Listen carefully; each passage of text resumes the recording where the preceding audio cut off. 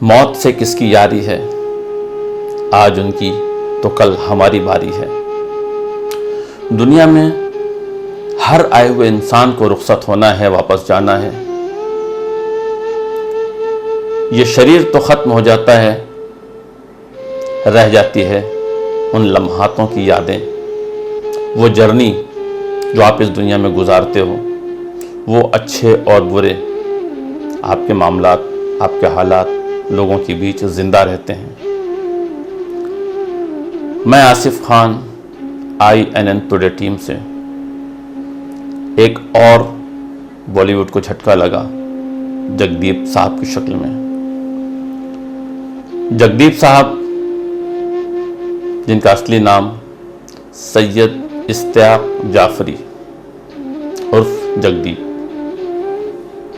इनकी पैदाइश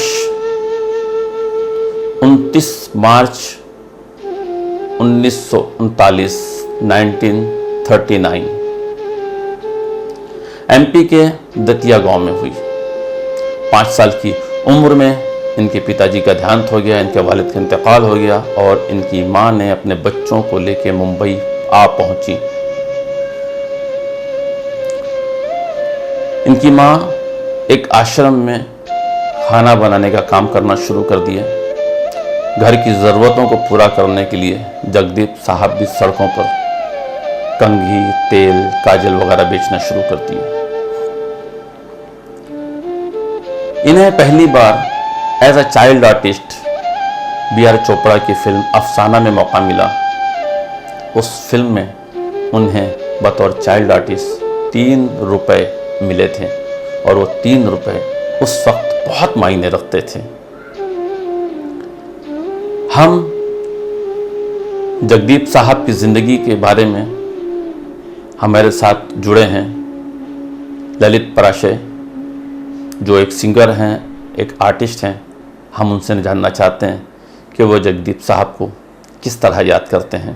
जिंदगी का सफर है ये कैसा सफर, कोई समझा नहीं, कोई जाना नहीं।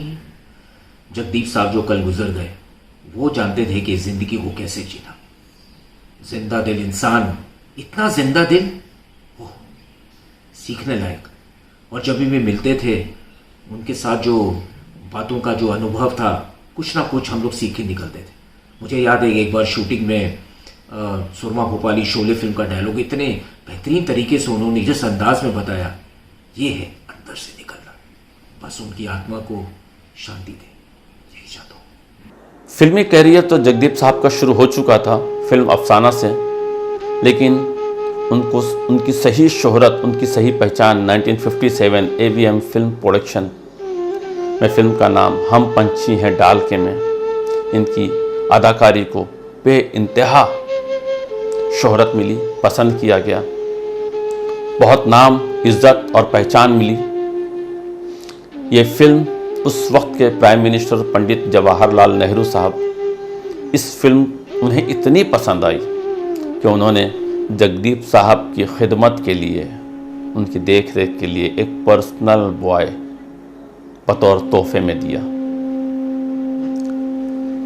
फिर जगदीप साहब ने मुड़ के नहीं देखा। जगदीप साहब बॉलीवुड के फिल्मी बड़ी बड़ी शख्सियतों के साथ काम किया, अपने काम की एक अलग पहचान, एक अलग धाक बनाई इस इंडस्ट्री के अंदर। हमारे साथ हम बात करना चाहेंगे अतुल श्रीवास्तव जी, जो बॉलीवुड के बहुत अच्छे अभिनेता हैं, बेहतरीन कलाकार हैं, बेहतरीन अदाकार हैं। फिल्म बजरंगी भाईजान में इन्होंने सलमान खान के पिता का किरदार किया था। आइए अतुल श्रीवास्तव जी से जगदीप साहब की फिल्मी सफ़र के मुतालिक कुछ।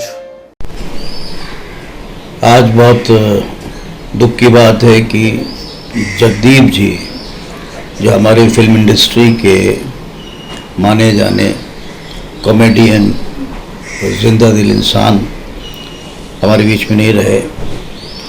और ये एक बहुत बड़ा लॉस इंडस्ट्री का। उन्होंने एक लंबा अरसा फिल्म में बिताया, आप सबको हमको हंसाया। और मैं बचपने से लेकर आज तक उनकी जितनी फिल्में देखी हैं सब याद हैं मुझे। खूब हंसता था मैं, पिक्चर हॉल में उछल उछल के हंसता था उनकी फिल्मों, उनके रोल को देखकर। तो आज मुझे बहुत दुख हो रहा है।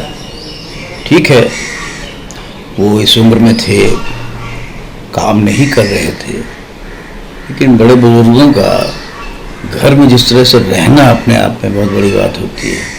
उनकी प्रेजेंस, उसी तरह से उनका रहना हमारे बीच में बहुत ही अच्छा था, जो अब नहीं है। ईश्वर उनकी आत्मा को शांति दे, बस इतना ही कहना है। जगदीप साहब को एक मुकाम, एक शोहरत, एक इज्जत तो मिल ही चुकी थी। वो एक कॉमेडियन के तौर पर बहुत मशहूर हुए। आप यकीन मानिए, उतने ही वो सादा जिंदगी में, उतने ही सादगी उनकी जिंदगी। जगदीप साहब का फिल्मी सफर शुरू हो चुका था, एक मशहूर कलाकार बन चुके थे और उन्होंने एक अलग पहचान बनाई। बड़े बड़े दिग्गजों के साथ काम किया। लेकिन जितना फिल्मी सफ़र में, उनके फिल्मी दुनिया में जो उनका वक्त गुजरा है, जिस तरह से वो कॉमेडियन लोगों को हंसाते रहे हैं, असल ज़िंदगी में वो एकदम सादा मिजाज थे, बहुत सादा दिल इंसान। फिल्म शोले में तो इनके किरदार को बहुत ज़्यादा सराहा गया, खासकर जब जय वीरू जेल से छूटकर अपने पैसे लेने इनके पास आते हैं। मगर हमारा नाम जगदीप साहब का सफर लगातार चलता रहा और उनकी फिल्में लगातार आते रही। 400 से ज्यादा फिल्मों में जगदीप साहब ने काम किया। कुर्बानी, शोले, चाइना गेट में तो उनका किरदार बहुत ज्यादा मकबूल हुआ। बड़े बड़े दिग्गज कलाकार वहां मौजूद थे, नसरुद्दीन शाह, अमरीश पुरी साहब और दीगर कलाकार वहां मौजूद थे। वहां पर भी इन्होंने अपने काम की एक छाप छोड़ी। देर हो गई ना, देर हो गई। भाई साहब, अरे बहन जी हैं, बहन जी। क्या है? अरे भाई साहब हैं, भाई साहब, देवदुर्ग जाने वाला प्लेटफॉर्म कौन सी गाड़ी पे खड़ा है? वही प्लेटफॉर्म देवदुर्ग नहीं जाता। वही मैंने हवला गाफला कहीं का। अरे टाइम क्या हुआ है? भाई साहब, आपकी बजी में कितना खड़ा है? नौने पौ। क्या है? अरे आप सर, आप यहाँ? देवदुर्ग जा रहा हूँ। हाँ, मुझे मालूम था सर, लेकिन कोई गाड़ी देवदुर्ग नहीं जा रही ना। जमालपुर तक जाती है, उसके बाद बस से जाना पड़ता है। हाँ, अच्छा हुआ सर, आप मिल गए। एक से भले दो, दो से भले चार। और आप? जगदीप साहब के बाद उनके 2 बच्चों ने बहुत नाम बनाया, खासकर जावेद जाफरी। इतने बेहतरीन डांसर रहे हैं अपने दौर के वो, कि वर्ल्ड में 7वें नंबर पर उनका नाम आता था। जावेद जाफरी एक बहुत अच्छे कलाकार भी हैं। कई बड़ी फिल्मों में उन्होंने अपने अदाकारी के जौहर दिखाए हैं। जावेद जाफरी और नावेद जाफरी, एक टीवी शो बूगी वूगी आता था, वो शो बहुत ही ज़्यादा मशहूर हुआ। खासकर बच्चों का तो सबसे ज़्यादा पसंदीदा शो था। दोनों भाइयों ने वहाँ पर अपने काम की धाक जमाई। जगदीप साहब ने मुकम्मल अपनी ज़िंदगी जी ली है। उन्होंने हर दौर देखा है, 3 जनरेशनों को देखा है, अपने बच्चों को, उनके बच्चों को। हमारे साथ फिल्म अदाकारा, साउथ की मशहूर स्टार, हॉलीवुड में उन्होंने काम किया है, वेब सीरीज़ में काम किया है, जिनका नाम है सूफ़ी सैयद। आइए सूफ़ी सैयद से जानते हैं कि जगदीप साहब के फिल्मी सफ़र पर वो अपनी क्या राय रखती हैं। ये जो 2020 साल रहा है वो बहुत ही अजीब रहा है। एक तो इस कोविड-19 की वजह से, और उसके साथ साथ हमारी फिल्म फ्रेटर्निटी ने, हमारी इंडस्ट्री ने काफ़ी सारे लेजेंड्स को खो दिया है, जिनमें से रिसेंटली मेरे फेवरेट जगदीप जी, जो कि एक्चुअली हमारी जनरेशन और आने वाली जनरेशन जो उनको कभी नहीं भूल पाएगी।